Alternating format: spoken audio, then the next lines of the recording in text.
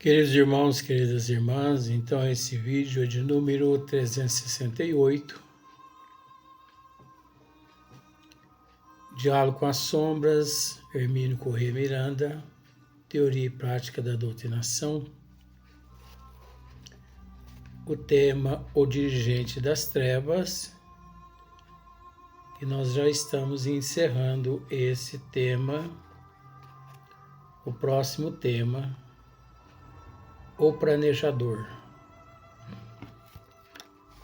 Então aqui, dando sequência,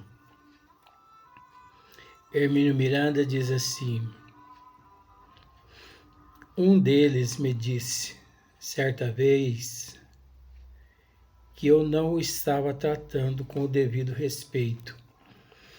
O que Hermínio Miranda está dizendo aqui, que uma certa vez,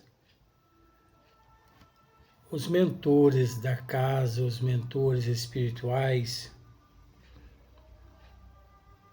tendo acesso a um dirigente das trevas, obviamente, os mentores espirituais socorreram esse nosso irmão, e é óbvio, ele foi levado à casa espírita que Hermínio Miranda trabalhava. E ali no campo vibracional do médium, esse dirigente das trevas se fez presente. Agora, é preciso dizer que um espírito desse nível de inferioridade, ele, vou usar um termo aqui, ele não se converte apenas em uma reunião mediúnica.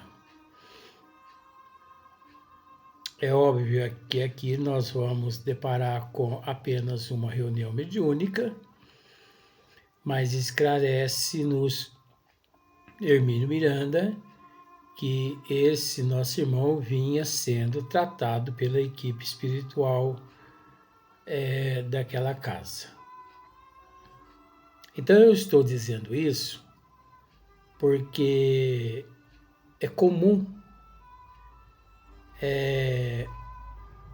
a gente ver por aí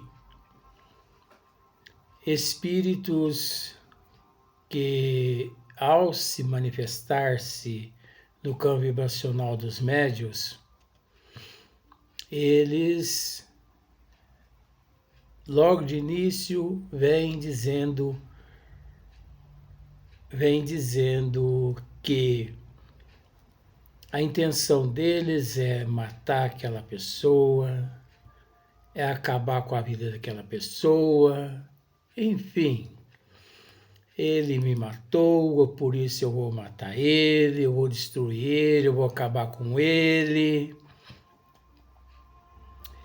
E sei que aquele espírito, ele, durante uns 20 minutos ali, ele come o tempo do doutrinador, come o tempo dos trabalhos, e uma meia dúzia de palavras que o doutrinador profere ali, ele... então, mas será que esse que eu persigo há muitos anos, há muitos séculos, há muitos milênios, será que ele me perdoa? Aí a pessoa está presente, já é um outro crime. Eu te perdoo sim, meu irmão, vai com Deus.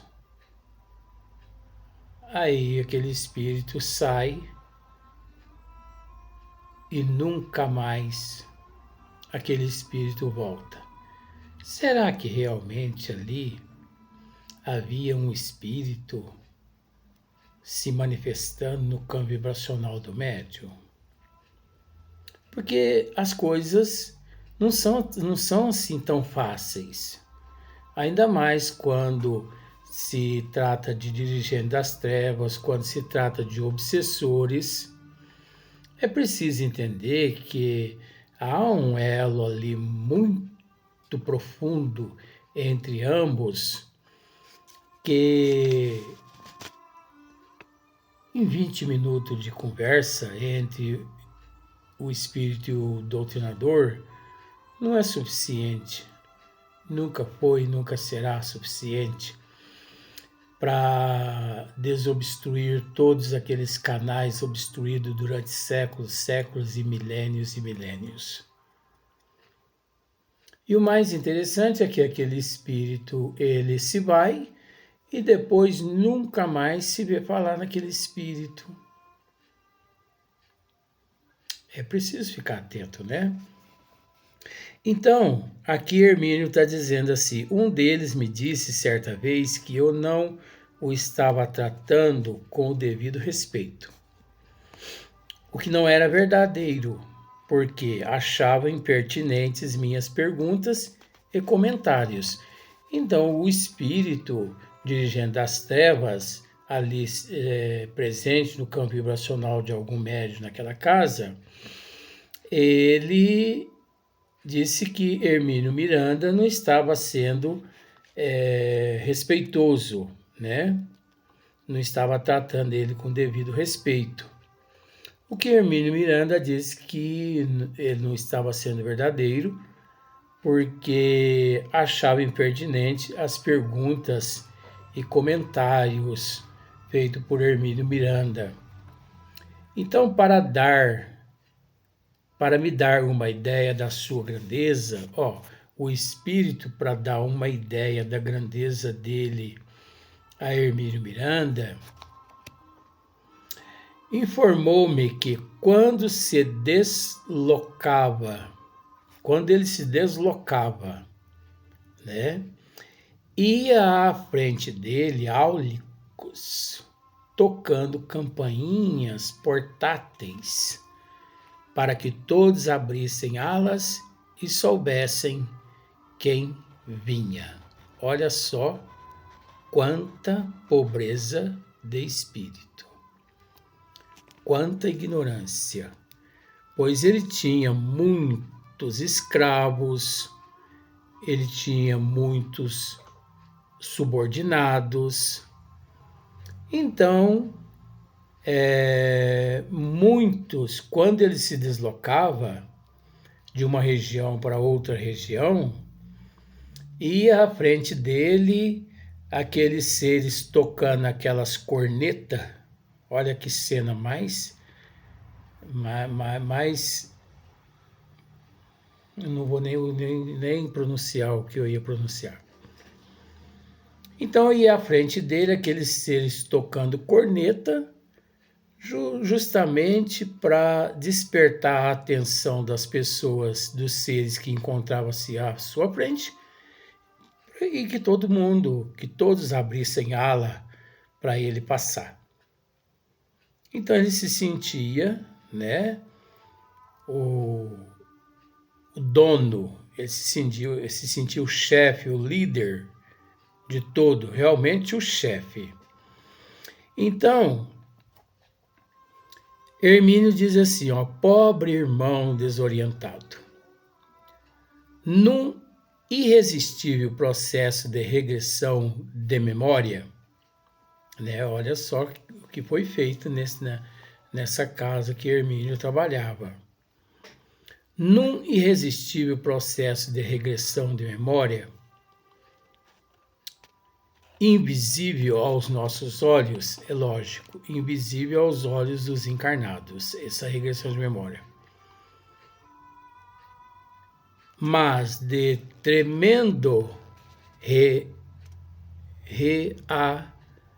deixa eu voltar aqui. No irresistível processo de regressão de memória, invisível aos nossos olhos, mas de tremendo realismo para ele, né? De tremendo realismo para aquele espírito, contemplou ele, né, com horror, sua antiga condição. Contemplou ele com espanto, com horror, né, sua antiga condição.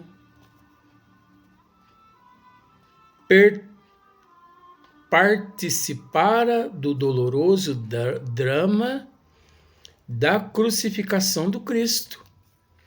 Olha para ver aqui que sentimento ele trazia na consciência que não sabia. Foi mostrado a ele, através daquela regressão de memória invisível aos olhos dos encarnados ali presente, que ele havia participado daquele doloroso drama da crucificação do Cristo. Agora você imagine participar da crucificação do Cristo. O impacto desta revelação, ou seja, desta lembrança que emergiu, incontrolável dos registros indeléveis do seu perispírito, deixaram-no em primeira manifestação que era um dos trabalhadores do Cristo e não desejava senão restabelecer o poderio da sua igreja. É interessante, eu vou até ler novamente isso aqui. O impacto desta revelação, ou seja, desta lembrança que emergiu incontrolável dos registros indeléveis do seu perispírito, deixaram-no em estado de choque. Ele ficou em estado de choque quando ele pôde ver aquelas cenas que ele participara da crucificação do Cristo. E desespero, né? Choque e desespero, pois vinha nos afirmando desde a primeira manifestação que era um dos trabalhadores do Cristo. Olha só para você ver. De fato, esses dirigentes das trevas, esses falsos profetas da erraticidade, esses falsos cristos da erraticidade, quase sempre eles se manifestam dessa forma, tentando ludibriar as pessoas ali presentes e muitas vezes a humanidade toda. O mais incrível é que muitos, por falta de conhecimento, acabam acreditando nestas manipulações desses espíritos. Pois veja bem, era um dos trabalhadores do Cristo, desde o primeiro instante que ele se apresentou ali naqueles trabalhos de desobsessão, naquela casa espírita que trabalhava Hermínio Corrêa Miranda, ele se apresentava como um trabalhador do Cristo e não desejava senão restabelecer o poderio da sua igreja. Então, aos olhos de muitas pessoas, esse ser, esse dirigente das trevas que ali se fazia presente, principalmente naquela reunião, para muitas pessoas ele não era um ser assim maldoso, porque ele se apresentava de uma forma ludibriando, tentando, manipulando a mente das pessoas ali presentes. De forma que nós vemos muito isso no Brasil de hoje, no mundo de hoje, na atualidade. Os falsos cristos, os falsos profetas, né? Enfim, quantos milhões de médiuns das trevas têm se feito atualmente, têm aparecido, tem surgido, cabendo a todos nós a necessidade de ficarmos atentos mesmo, porque, conforme diz o Evangelho segundo o Espiritismo, capítulo 21, eles são tão hábeis que eles conseguem seduzir a muitos. Conforme já disse em outros vídeos, eles podem conseguir e podem seduzir quem eles quiser, as trevas. Esses chefes das trevas, mas a mim eles não me seduzem. Porque eu vou usar aquele termo, não sou melhor que ninguém, mas eu sou vacinado. Eu me encontro vacinado. Sabe por quê? Porque eu não ostento nada, eu não ostento dons mediúnicos. Para mim, em todo sentido, à luz da doutrina dos Espíritos, primeiro Deus, em primeiro lugar, Jesus, Nossa Mãe Maria Santíssima, eu não sou nada. Agora, aqueles que ficam ostentando que são importantes, que são isso, que são aquilo, devemos ficar bastante atento. Você observa, o pé de manga, ele não fica se ostentando. Observe para você ver, árvore nenhuma ostenta fruto. Observe isso para você ver. O que eu quero dizer com isso? Você procura um pé de manga. O teu desejo, a tua vontade é comer manga.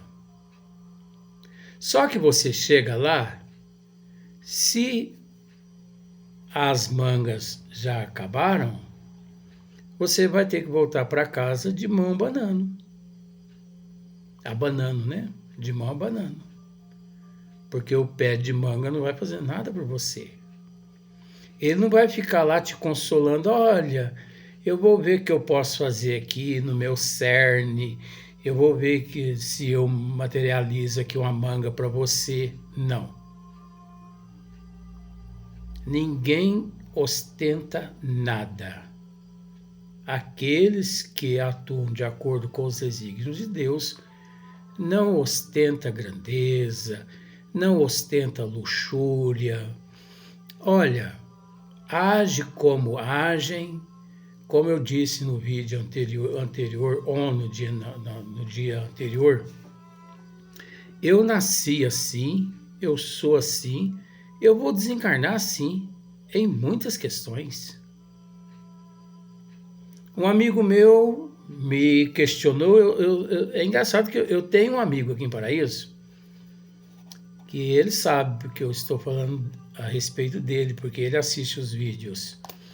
Então ele me questionou da seguinte forma, mas você usou um termo nos vídeos de ontem que eu não achei correto. Eu falei, mas o que você não achou correto? Você disse que as casas espíritas não são vaso onde as pessoas ali buscam para defecar. Você não tinha que ter usado esse termo, Luiz. Foi meu amigo. O que eu tenho que te dizer é o seguinte. Era para mim ter usado um termo muito pior que aquele. Até porque você não sabe, mas existe médios aqui no Brasil recebendo Chico Xavier, recebendo Jesus, recebendo Mãe Maria Santíssima. Olha, recebendo daqui uns dias Esses médios, eles vão levar o conhecimento da humanidade que eles estão recebendo até Deus. Ele falou, mas isso eu já sabia. Eu falei, você já sabia? Já sabia. E o que você fez? Nada.